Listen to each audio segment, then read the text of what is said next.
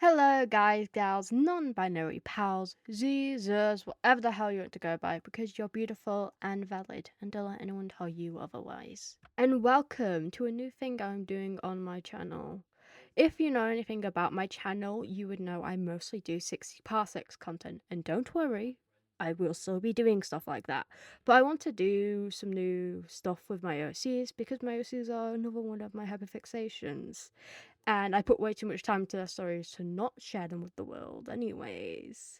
So again, don't worry, I will be doing more stuff on 60 seconds, especially Super Scavenger when that eventually comes out. Robot Gentleman, I'm talking directly to you right now, give me more lore on my hyperfixation! Anyways, in this vid, I'm going to go over one of my OCs, Jessi, or Jessica, but she doesn't really like to be called Jessica, so don't call her Jessica, please. Go over some of her lore, and then eventually go over some questions from friends and her personal bio. Anyway, big disclaimer before I jump into this video, it's very much inspired by an amazing artist here on YouTube called Oliver Antics video. I really hope I'm saying his name right. Yeah, anyway, very talented artist here on YouTube. Again, go check him out or I will be under your bed tonight. Second, there may be some gore in this video, so if there is, and if you're sensitive to things like that, feel free to just click off at any time. I genuinely do not mind. I'd rather you be comfortable than me get views. So yeah. With any further ado, and with this long ass intro out of the way, let's just jump right into the laws. Okay, so like I said, I'm going to be talking about my OC Jessi.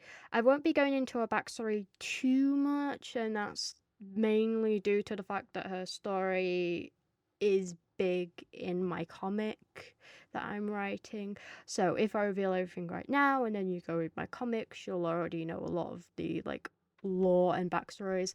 I will be don't think of this like a deep dive, think of this more like a skim onto the character that is Jessi. Anyway, I'm going to start by reading her bio, and her bio reads as such. A firefighter with a will like no other, Jessi has always been overly brave, willing to jump into anything, even if there's not a plan for it.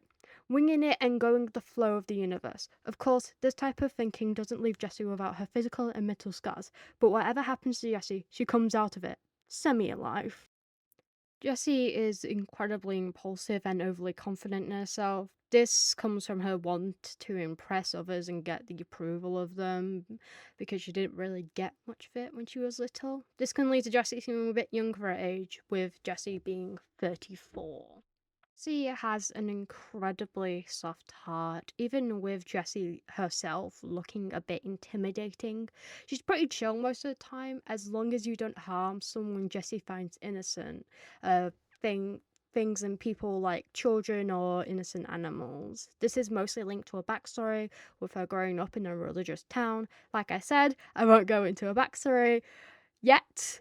I am low-key still working on it and trying to piece everything together, so just be patient with me, okay? One of the things I am going to say about her backstory, and mainly due to the fact it's pretty important to know Jessi as a person, her and her brother Tucker ended up running away from home when Jessi was around 17 due to their home situation becoming very bad. Both of them just couldn't take it anymore, so one night Tucker just randomly came into Jessi's room and was like, okay, that's it, pack your shit, we're going. Even with Jessi's religious trauma, she still believes in things like God, but is still a bit unsure about the whole heaven thing. She wears a little cross around her neck, but that's more to remember her brother Tucker, because to Jessi, Tucker is gone, missing, or dead. She thinks he's dead. She's still deeply traumatized by the entire thing of her childhood. And just a quick little note, Tucker is alive. I will go into him in another character's video because it's important to another character's backstory as well. How Jessi got all of the massive scars across her body is she got burnt pretty badly, and to understand why, you kind of need to know something about the world I'm building and the world that Jessi lives in. One thing is that it's set when the world is about to be eaten by an elder god called the Beast, and there's a cult that has worshipped the Beast for a very long time, trying to wake him up so it can destroy the world and make a new one. Jessi, along with another character called Keith, start investigating this cult, and let's just say Keith kind of got murdered by someone. I won't say why because of lore reasons and comic reasons. But while the whole murder was happening, and to note, Keith was killed by a cult member. But anyway, while this was happening, the ritual that they had been doing at the time was left unsupervised. And there was a fire in that ritual. And the forest that they were doing in it kind of catches fire. So everything around it starts burning. Jessi is called to the incident because Jessi's a firefighter. And Jessi, being Jessi, runs in there without putting any safety gear on or without tying her hair up. And one of the cultists that killed Keith sees Jessi, recognizes her as someone who was working with Keith, rags her by her hair, and then uses a burning branch or a burning piece of metal, I can't decide which one, to kind of burn Jessi's skin, almost killing her. Jessi does get saved by someone, but I won't say who because you guessed it, lore reasons. Jessi was eventually taken out of the forest and placed in a place where she could be easily seen by the rest of the fire brigade. They found her and immediately rushed her to the hospital, where she spent about a year in just constant surgery because her skin was that badly burnt. And then eventually, because of Jessi's trauma, she's moved to a burn ward, which is where the next part of her story takes place. Jessi meets the rest of the cast of the story. Is that when she was in the burn ward, that is kind of when the whole world went to shit. To say the Beast gained more power and opened a portal which let a bunch of demons into the world, and it kind of all went to hell, literally. Anyway, Jessi was still in the burn ward at this time, and she just kind of stayed there after the world went to shit, because to her there wasn't really a reason to go anywhere. She didn't have a family to save. She didn't really have anything to do, so she just kind of rotted there for a while until Keith, who is now alive. Again, I won't explain why, but if you see a picture of Keith, you'll probably know why they're alive. And their assistant, Vincent, finds Jessi practically, again, almost dead. And how that happened is that when Jessi was just wandering around the ward one day, she came across one of the demons in the ward, which was a demon called, I think it's a Sleeping Beauty, if I remember correctly. And she didn't know anything about demons at the time, so she just went up to it and she just kind of punched it in the face for no reason. And it then proceeded to attack her and maul her. So yeah, she's got some new scars. That's why she's got some new bandages on her, because she's still recovering from, one, the massive amount of burns that she has all over her body, and two, just newly being mauled by a Sleeping Beauty. So yeah, that's mostly what you need to know about Jessi. So I'm just going to quickly move on to the question part of this vid. Some of the names, and by some I mean one of the names, I will not say for the sake of privacy reasons. They didn't really want me saying their name in the vid, so I'm going to respect their privacy and I'm just not going to say it. This person wanted me to promote their channel, so if you don't know who Conehead Zombie is, I basically made their channel mascot for them. And their question is, can I hit it? I don't know if you can hit it. I mean, if you mean by hit it as in hit Jessi, no, you can't hit her. She will shoot you, or she will just hit you back, to be honest. The next question, I'm not gonna show the person's name or their profile picture. I just asked them and they said, why doesn't she have a weapon? Jessi does have a weapon. She has a massive shovel that she found in a shed behind the burn ward when the apocalypse started. She was like, oh, something might attack me. I might as well grab a weapon for it. When Keith and Vincent find her and take her to the Clover camp, they eventually give her a new weapon. And as in eventually give her a new weapon, I mean one of the people in the camp gives Jessi a weapon so she can defend herself, and Jessi decides, being Jessi with her 2 brain cells that are probably left in her brain, decides, nah, I want both of them. And that's why you'll see Jessi with a holster on her left hip. On her left hip. But I mean, she is Pan, so wanting everything isn't out of nature for her. Okay, so the next couple of questions are going to be questions that when I wrote her bio, I put these in as a way to get to know my characters.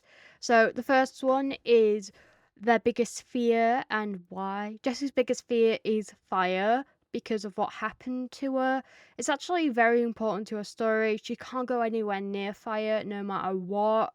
She panics when she sees it, and one of my characters, I won't say who, fights using a fire weapon, so it's really hard for Jessi to fight near them, which affects the relationship of those 2 characters. Next question is, what are Jessi's hobbies? Jessi likes to play guitar. Duh, she's a cowgirl. And she also used to really like hiking and being outdoors, especially with others. She can't really do it anymore due to her injuries causing her a lot in like pain. She'll get pain in like her arms and her legs and stuff. Hopefully one day when she recovers she'll be able to go on long hikes again, but for now she can't really walk for long periods of time without feeling some form of extreme pain in one of her joints. The next question is, how do they think others view them? I feel like Jessi likes to think others view them as a kind-hearted, incredibly brave person, and then on the opposite hand, how do they view themselves? Jessi views herself as a kind-hearted, incredibly brave firefighter, because that's just who Jessi is. The next question is, what do they avoid? Jessi tends to avoid anything that links her back to past events. And I'm not just talking about the whole fire incident, I'm talking about things like, one of them in particular is marriage. She tends to avoid it due to her backstory. She'll do things like refuse to go to weddings because she just can't handle it. She can't handle being near any form of religious setting. And I'm not saying that weddings have to be religious, but to Jessi, they are incredibly religious. Again, I'm not going to go too deep into it to avoid spoilers of her backstory, but then again, it is a part of her religious trauma. Favorite place to be? One of Jessi's favorite places to be is with other people.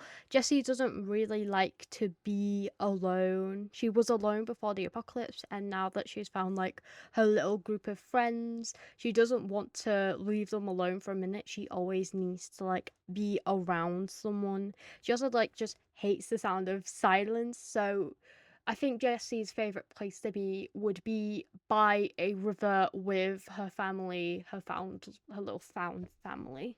Is their trust easy to give away? For Jessi, yes. Jessi is incredibly known for just being gullible and just trusting everyone, even if you don't know them at all. She's also one of those people to just forgive very easily. Like, if you've hurt her before, she isn't the same with, like, if you were to hurt someone that she's close with, because she would definitely remind you every single goddamn day that she does not forgive you for that. The final 2 questions, and one of these is actually from Oliver's video. Again, go check his stuff out. He is an amazing artist. He's really cool. I'll leave his links in the description. If Jessi was a vine, what vine would Jessi be? I want to be a cowboy, baby. Yeah. I want to be a cowboy, baby. And the final thing is, if Jessi was an image, what image could describe Jessi the best? And I think this one could. So, yeah, anyways, I think that's all you really need to know about Mrs. Jessi Blackfarm, the cool-headed firefighter with a will like no other out there. So, yeah, I'm just going to say that I really, really hope that you enjoyed this vid. I hope I did well because I'm not good at talking or explaining my ideas, and sometimes I can talk a bit fast and I can miss random things out. And this has taken me over 42 takes to do the thing fully through. So I just really, really hope that you enjoyed this in general. I have been wanting to talk about my OCs for a while on this channel because they're very special to me. I've been making them ever since I was about uh 2020-ish. So yeah, and then again, go check out Oliver Antics because his art is incredible. I'll leave his links down below. And yeah, for the most part, thank you so much for watching this. Remember, stay hydrated and remember that you are perfectly valid no matter what. Hello, just editing me popping in real quick. If you have any questions about Jessi Blackfarm, feel free to leave them in the comments down below and I will be more than happy to answer them. Okay, stay healthy, stay hydrated, and remember that you are valid and I love you. See you later.